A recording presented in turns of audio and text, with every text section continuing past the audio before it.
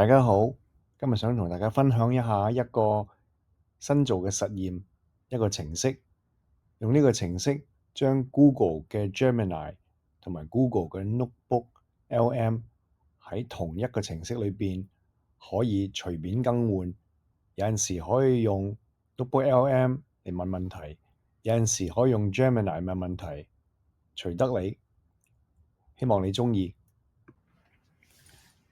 而家嘅人工智能發展速度真係快到好誇張，對大多數人嚟講，平時用 AI 最常見嘅辦法就係開個 large language model chatbot 咯，大型嘅語言模型，然後打一條問題入去，等佢答你。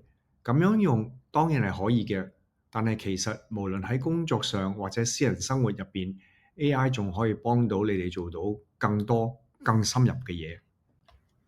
好多個大型語言模型都俾你上載文件，你可以叫佢做分析啦、做總結啦、問佢問題啦，好多嘢嘅。而且仲可以一次過處理好多份唔同嘅文件添。好多人，包括我自己在內，其實都會將唔同主題嘅文件擺唔同嘅 folder，然之後一齊抌上去嘅 chatbot 度問佢問題。例如啲 folder 可以係公司報告啊、投資研究啊、課堂筆記啊，甚至乎如果你中意煮嘢嘅話，你煮食嘅材料啊等等。但係好快就發現有兩個大嘅問題。第一，啲資料好複雜同埋好雜啊，有文字檔案啦、PDF 啦，仲有影片啦、相啦、YouTube link 啦，同埋零零碎碎嘅網頁，真係好難保存。而且咧，仲要搬嚟搬去添。咁有陣時要自動用人手分類啊、改名啊、搬嚟搬去。咁慢慢咧，又係變翻一大堆冇乜系統嘅資料。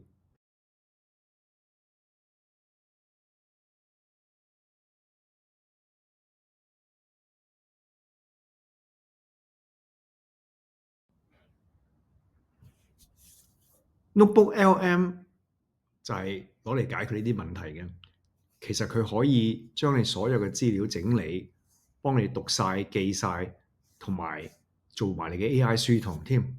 咁你可以喺上面上載 PDF 啦、slides 啦、YouTube link 啦，同埋其他 web link 添。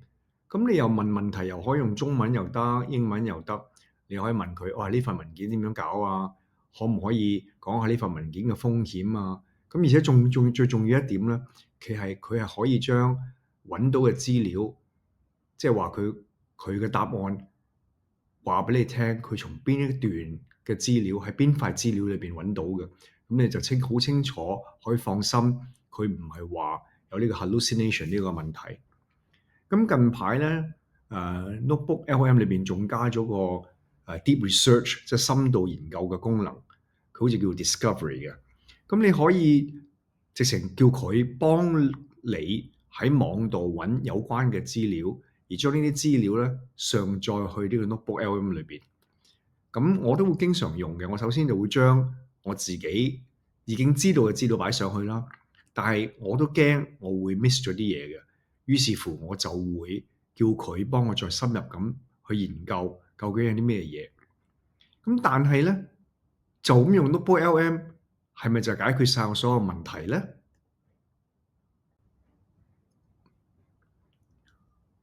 頭先我講到話 Notebook LM 已經咁好用啦，但係我有陣時就係覺得都好似仲未夠喎。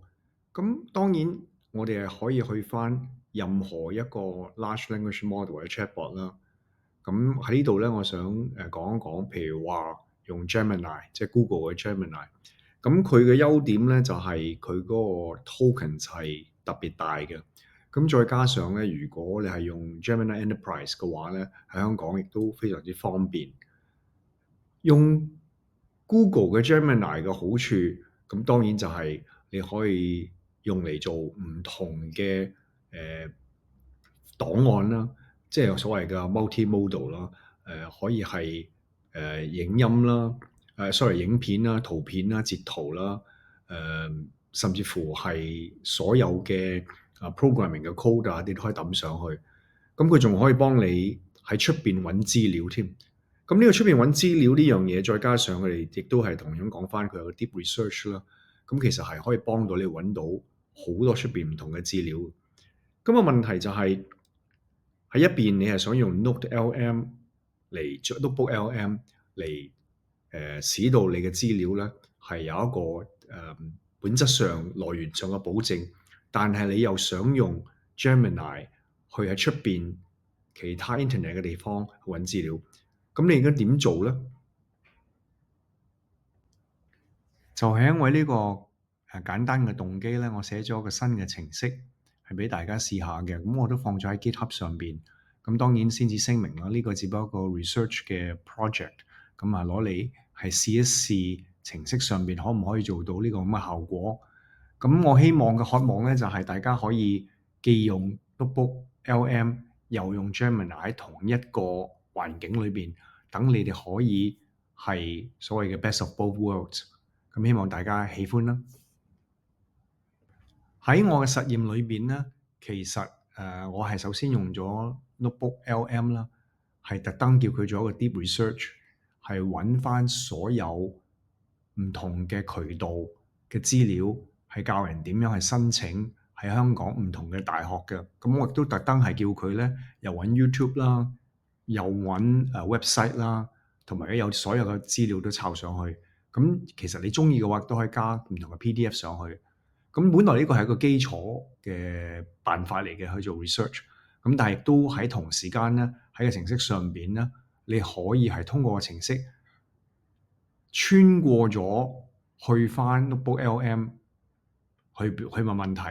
咁但係如果你中意嘅話，亦都可以翻翻轉頭咧，喺出邊唔同嘅世界去問問題嘅。例如我問完咗一大堆喺資料上揾到嘅答案之後咧，即係 NotebookLM 嚟揾到個資料之後咧，我亦都係同時間叫 Gemini 咧試下揾一啲我知道喺資料庫裏面冇嘅資料，例如可唔可以話俾我聽每一間大學究竟有幾多學生啊等等，咁嚟 demonstrate 一下穿越嘅能力係點樣嘅。咁我亦都係將呢個喺嘅資料上面嗰啲同學或者朋友想試嘅話咧，我係擺咗喺 Medium 嗰度，咁你可以睇睇詳細點樣 implement 嘅。